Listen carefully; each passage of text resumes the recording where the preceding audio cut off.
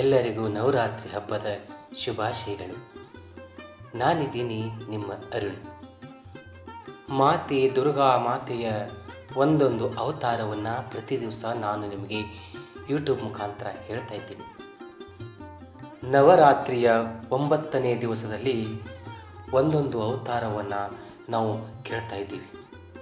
ಇವತ್ತು 3ನೇ ದಿವಸ, ದೇವಿಯ 3ನೇ ದಿವಸದ 3ನೇ ಅವತಾರ ಚಂದ್ರಘಂಟೆ. ಚಂದ್ರಘಂಟೆ ಶ್ರೀ ಮಾತೆಯ ಶೂರ, ಧೈರ್ಯಶಾಲಿ ಮತ್ತು ಶಾಂತ ಸ್ವರೂಪವನ್ನು ಆಕೆ ಪ್ರತಿನಿಧಿಸ್ತಾಳೆ.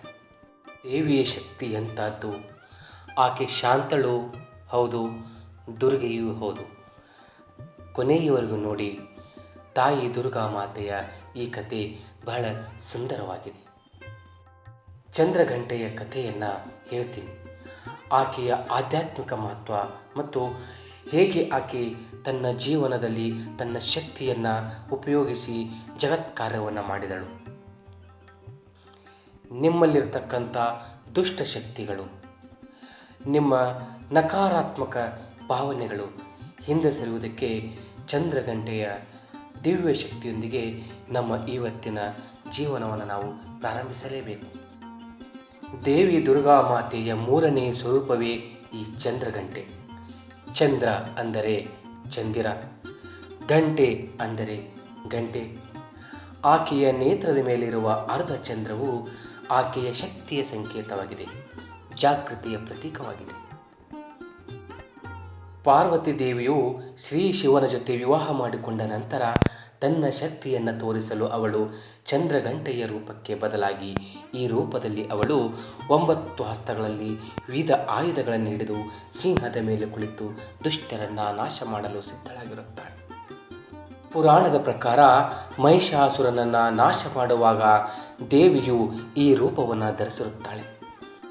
ಚಂದ್ರಘಂಟೆಗೆ 3 ಕಣ್ಣುಗಳಿವೆ.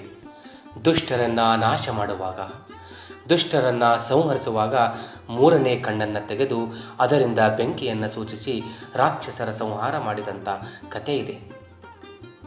ಆದರೂ ಆಕೆಯ ಮುಖವು ಶಾಂತ ಕರುಣೆಯಿಂದ ತುಂಬಿರುತ್ತದೆ. ಇಂತಹ ಶಕ್ತಿಯು ಆಕೆಯಲ್ಲಿರುವ ಆಕೆಯ ಮಾತೆ ಶಾಂತಿ ಮತ್ತು ಧೈರ್ಯದ ಸಂಕೇತವಾಗಿದೆ.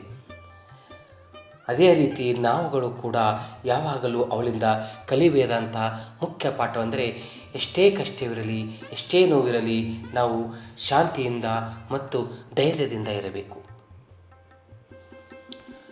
ಸುಮ್ಮನೆ ಹಿರಿಯರು ಈ ಪುರಾಣವನ್ನು ಹೇಳಿಲ್ಲ.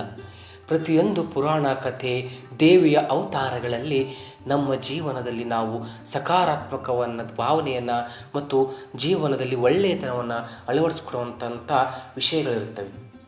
ಚಂದ್ರಘಂಟೆಯು ಶಕ್ತಿಯು ಮತ್ತು ಧೈರ್ಯದ ಸಂಕೇತ ಅಂತ ಹೇಳಿದೆ. ಅಷ್ಟೇ ಅಲ್ಲ, ಶಾಂತಿಯ ಪ್ರತೀಕವಾಗಿದ್ದಾಳೆ. ಆಕೆಯ ಶಕ್ತಿಯು ಹೊರಗೆ ಧೈರ್ಯ, ಒಳಗೆ ಶಾಂತಿ. ನಾವು ಯಾವುದೇ ಕಷ್ಟಗಳಲ್ಲಿ ಇದ್ದಾಗ ನಾವು ನಮ್ಮೊಳಗಿನ ಶಕ್ತಿಯನ್ನು ಶಾಂತಿಯುತವಾಗಿ ಬಳಸಿ ಸತ್ಯ ಮತ್ತು ಧರ್ಮದ ಪಥದಲ್ಲಿ ಮುಂದೆ ಸಾಗಬೇಕು. ಈ ನೀತಿಯೇ ಚಂದ್ರಘಂಟೆಯ ರೂಪವು ನಮಗೆ ತಿಳಿಸುತ್ತದೆ. ಮಾತೆ ಚಂದ್ರಘಂಟೆಯ ಚಂದ್ರ ಆಕೆಯ ಜಾಗೃತಿಯ ಸಂಕೇತ. ಆಕೆಯ 3ನೇ ಕಣ್ಣು, ಆ ತೃತೀಯ ನೇತ್ರವು ನಾವು ನಮ್ಮ ಜೀವನದ ಸತ್ಯವನ್ನು ಗುರುತಿಸಲು ಮತ್ತು ಅಜ್ಞಾನವನ್ನು ನಾಶ ಮಾಡಲು ಬಳಸಬೇಕಾದ ಜಾಗೃತಿಯ ಪ್ರತೀಕವಾಗಿದೆ. ನಮ್ಮೊಳಗಿನ ಮಣಿಪುರ ಚಕ್ರದೊಂದಿಗೆ ಚಂದ್ರಘಂಟೆಯು ಶಕ್ತಿಯ ಸಂಯೋಜಿತವಾಗಿದ್ದು, ನಾವು ನಮ್ಮ ಧೈರ್ಯ, ಶಕ್ತಿ ಮತ್ತು ಪರಿವರ್ತನೆಗೆ ತಯಾರಾಗಬೇಕು. ಮಾತೆ ದುರ್ಗೆ ಚಂದ್ರಘಂಟೆಯ ಅನುಗ್ರಹವನ್ನು ನಮಗೆ ಸಿಗಬೇಕೆಂದರೆ ಅವಳ ಈ ಮಂತ್ರವನ್ನು ನಾವು ಪಠಿಸಲೇಬೇಕು. ಓಂ ದೇವಿ ಚಂದ್ರಘಂಟಾಯೇ ನಮಃ, ಓಂ ದೇವಿ ಚಂದ್ರಘಂಟಾಯೇ ನಮಃ ಅಂತ ಮಂತ್ರವನ್ನು ಜಪಿಸಬೇಕು ಮತ್ತು ಅವಳ ಅನುಗ್ರಹವನ್ನು ನಾವು ಪಡೆಯಲೇಬೇಕು. ಹಾಲು, ಬಿಳಿ ಹೂಗಳು, ಸಿಹಿ ವಸ್ತುಗಳು ಇತ್ಯಾದಿಗಳನ್ನು ದೇವಿಗೆ ಸಮರ್ಪಿಸುವುದು ಆಕೆಯ ಅನುಗ್ರಹವನ್ನು ನಾವು ಪಡೆಯಲು ಮಾಡಲೇಬೇಕು. ತಾವು ಕೂಡ ದೇವಿಯ ಧ್ಯಾನ ಮಾಡುವಾಗ ಈ ಮಂತ್ರವನ್ನು ಜಪಿಸಿ ಅವಳ ಧ್ಯಾನ ಮಾಡಿ ಮನಸ್ಸಿಗೆ ಶಾಂತಿ ನೀಡುತ್ತದೆ. ನಿಮ್ಮೊಳಗಿನ ದುಷ್ಟ ಶಕ್ತಿಯು ಕೂಡ ದೂರವಾಗುತ್ತದೆ. ಮತ್ತೊಮ್ಮೆ ಕಣ್ಣು ಮುಚ್ಚಿ ಓಂ ದೇವಿ ಚಂದ್ರಘಂಟಾಯೇ ನಮಃ ಅಂತ ಒಂದು 30 ಸೆಕೆಂಡಲ್ಲಿಂದ 1 ನಿಮಿಷದವರೆಗೆ ಹೇಳಿ ದೇವಿಯ ಧ್ಯಾನ ಮಾಡಿ. ನಿಮ್ಮೊಳಗೆ ಸಕಾರಾತ್ಮಕ ಭಾವನೆ ಬರೆದು ಚೈತನ್ಯ ಶಕ್ತಿಯು ಬಂದೇ ಬರುತ್ತದೆ. ದೇವಿಯ ಶಕ್ತಿಯೇ ಅಂತಹದು. ನಮ್ಮ ಪೂರ್ವಜರು, ಹಿರಿಯರು ಪುರಾಣಗಳಲ್ಲಿ ಮತ್ತು ವೇದ ಆಗಮಗಳಲ್ಲಿ ಸುಮ್ಮನೆ ಈ ಮಂತ್ರ ಹೇಳಿಲ್ಲ.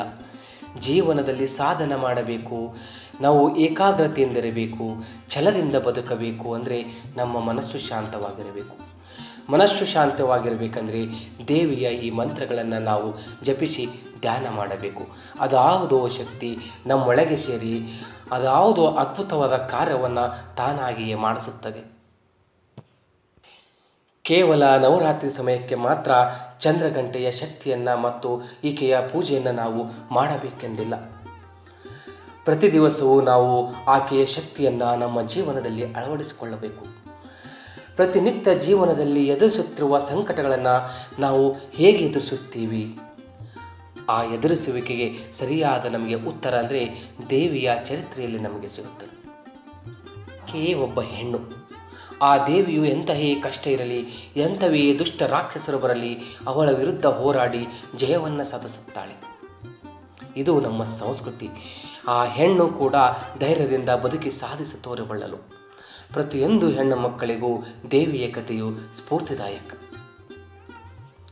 ದೇವಿಯ 3ನೇ ಕಣ್ಣು ನಮಗೆ ಜಾಗೃತಿಯನ್ನು ಕಲಿಸುತ್ತದೆ. ನಾವು ನಮ್ಮ ಜೀವನದಲ್ಲಿ ವಾಸ್ತವಿಕತೆ ಮತ್ತು ಶಾಂತಿಯನ್ನು ಹೊಂದಿದಾಗ ಯಾವುದೇ ಸಂಕಷ್ಟಗಳು ಎದುರಿಸಿದರೂ ಕೂಡ ಅವನ್ನು ನಾವು ಧೈರ್ಯದಿಂದ ಎದುರಿಸಿಕೊಳ್ಳಲೇಬೇಕು. ಅದಕ್ಕಾಗಿಯೇ ದೇವಿಯ ಕಥೆಯನ್ನು ನಾವು ಕೇಳಲೇಬೇಕು. ಚಂದ್ರಘಂಟೆಯ ಶಕ್ತಿಯು ನಮ್ಮ ಜೀವನದಲ್ಲಿ ಸಾಕಷ್ಟು ಪರಿಣಾಮ ಬೀರಿದೆ. ಎಂಥ ಕಷ್ಟದಲ್ಲೂ ಕೂಡ ನೀವು ಶಕ್ತಿಯನ್ನು ನಿಮ್ಮೊಳಗೆ ಅದಾವುದೋ ಶಕ್ತಿ, ನೀವು ಹಿಂದೆ ಮಾಡಿದ ಪುಣ್ಯದ ಕೆಲಸ, ನೀವು ಮಾಡಿದ ಧ್ಯಾನ ಪೂಜೆಯ ಪ್ರತಿಫಲದಿಂದ ನಿಮ್ಮನ್ನು ಬದುಕಿಸುತ್ತದೆ ಮತ್ತು ಸಂಕಷ್ಟದಿಂದ ಪಾರು ಮಾಡುತ್ತದೆ. ನಿಮ್ಮ ಜೀವನದಲ್ಲಿ ಕಷ್ಟದಲ್ಲಿದ್ದಾಗ ತಾಯಿ ದುರ್ಗೆಯನ್ನು ನೆನೆದು ನೀವು ಆ ಕಷ್ಟದಿಂದ ಪಾರಾದಂಥ ಆ ಘಟನೆಯನ್ನು ಈ ಕಮೆಂಟ್ ಬಾಕ್ಸ್ನಲ್ಲಿ ಹಾಕಿ. ಈಗ ನೀವು ನಿಧಾನವಾಗಿ ಕಣ್ಣನ್ನು ಮುಚ್ಚಿ. ಈಗ ಸದ್ಯಕ್ಕೆ ನಿಮ್ಮ ಜೀವನದಲ್ಲಿ ಇರತಕ್ಕಂಥ ಎಲ್ಲ ಕಷ್ಟಗಳ ಬಗ್ಗೆ ಚಿಂತಿಸಿ, ಅವುಗಳ ಕುರಿತು ಆಳವಾಗಿ ವಿಚಾರಿಸಿ. ಈ ಶಕ್ತಿ, ಈ ದೇವಿಯ ಶಕ್ತಿ ನಿಮ್ಮೊಳಗೆ ತುಂಬಿಕೊಳ್ಳಿ. ಎಲ್ಲ ಕಷ್ಟವನ್ನು ದೂರ ಮಾಡಿಕೊಳ್ಳಬೇಕಂದ್ರೆ ಚಂದ್ರಘಂಟೆಯ ಥರ ನೀವು ಕೂಡ ನಿಮ್ಮೊಳಗೆ ಜಾಗೃತಾವಸ್ಥೆಗೆ ಹೋಗಿ ನಿಮ್ಮ 3ನೇ ಕಣ್ಣನ್ನು ತೆಗೆದು ಅದಕ್ಕೆ ಪರಿಹಾರ ಹುಡುಕಿಕೊಳ್ಳಿ. ತಾಯಿ ದುರ್ಗೆಯನ್ನು ನೆನೆಯಿರಿ.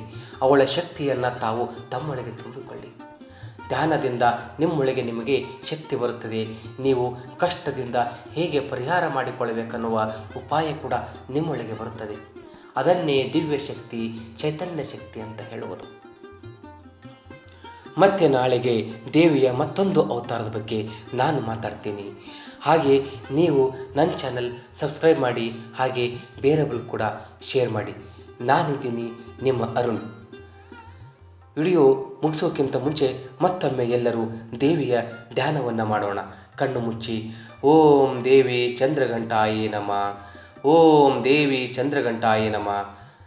ಸರ್ವರಿಗೂ ಸರ್ವಮಂಗಳಿ ಶುಭವನ್ನು ಮಾಡಲಿ.